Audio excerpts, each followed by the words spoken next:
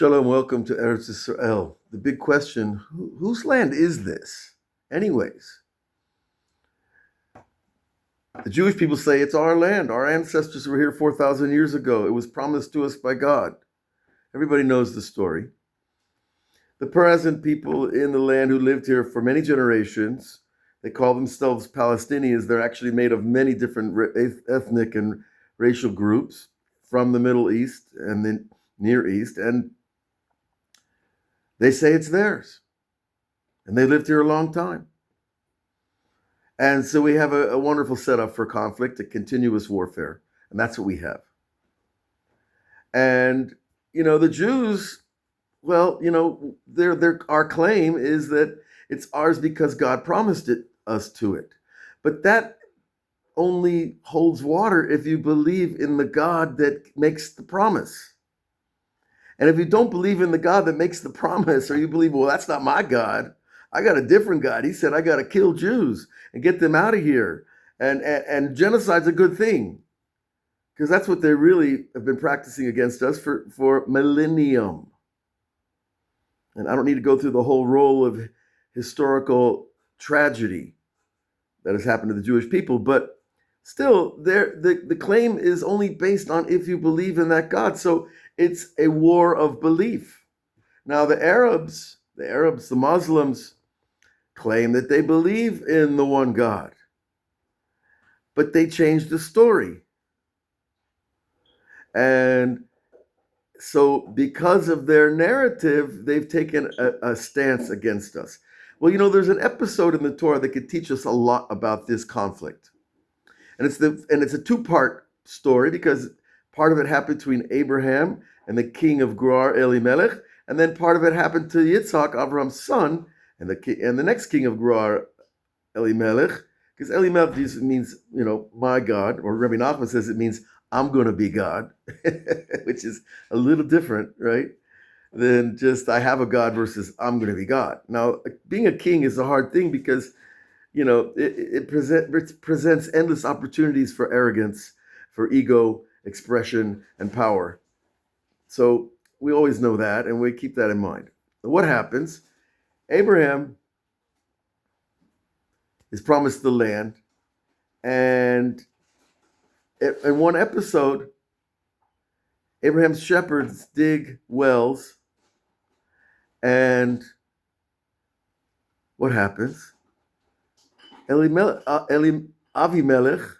king of Gerar, he fills the wells. And, back in the day, they weren't using a JCB tractor, with a 2,000 horsepower motor. And digging a well in the desert could take a lot of time and a lot of energy, and you need water just to dig, right? Just to get through the day. And so it was a very time-consuming business to dig wells.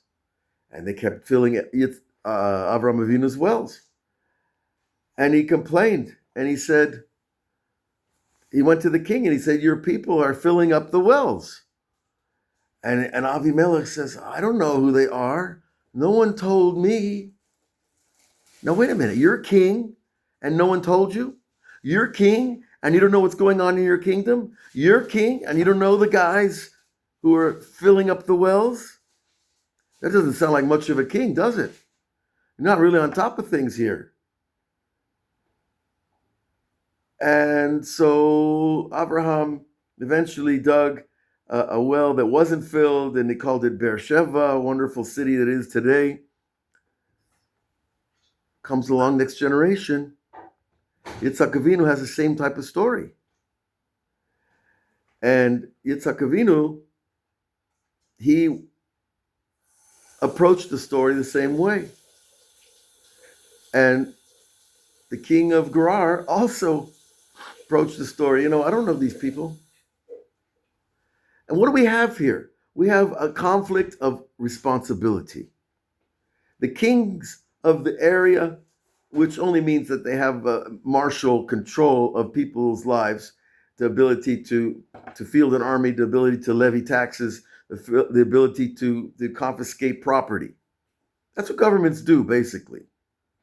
And so, and it's for a greater good because there's a collective understanding of law and order, that we have to be a collective of people agreeing to a set of rules to live together. Otherwise, we're going to beat each other's throats. And so we have this idea of collective responsibility. And then you have, of course, the individual person and his needs. So here we have a king who's not really reflecting collective responsibility of his people. He's saying, I don't know who it is. He's saying that they're really not my people. There's no unity, and if there's no unity of people, there's no such thing as a nation.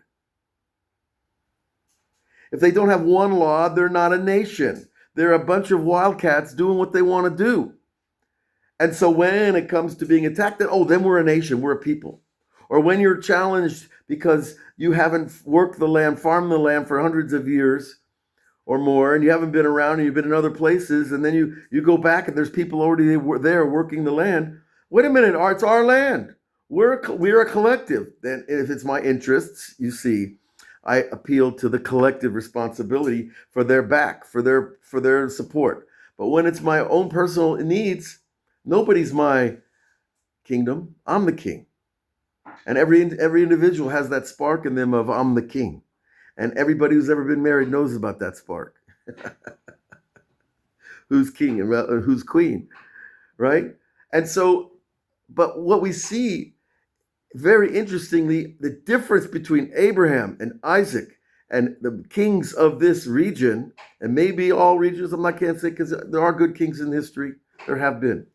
But the difference is that when Abraham comes to the land and his nephew, family, close ties, his brother's son, the brother who died in Haran, he's taken him under his wing. And if you're going to go under somebody's wing, it should be like a person like Abraham, of kindness, outreach, generosity. And so, but Lot comes into the land with Abraham. They have tens of thousands of head of cattle, horses, donkeys, camels. And Lot's people, Lot's shepherds, you don't bother to keep their animals off other people's land. And that's a violation of the local law. That's a violation of any human understanding. You can't shepherd your animals on someone else's land and expect them to say, oh yeah, eat up all the grass, it's fine. My goats will they'll get over with granola. and so Avraham Avinu saw this and he said, you and I can't dwell in the land because we have too many flocks, too many heads of cattle. But really, he was telling Lot, you and I can't dwell together because we have a different legal perspective. Your perspective is take whatever land you need as you need it, which is much easier for a shepherd. And the wow east.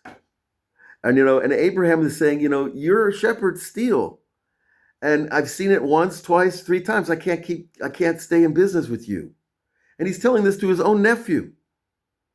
So he has a responsibility to a law. And the other part of the argument, Lot's shepherds are like, well, we can't bear that. It's too much work. And therefore, Abraham says, well, we have to split. You go south, I'll go north.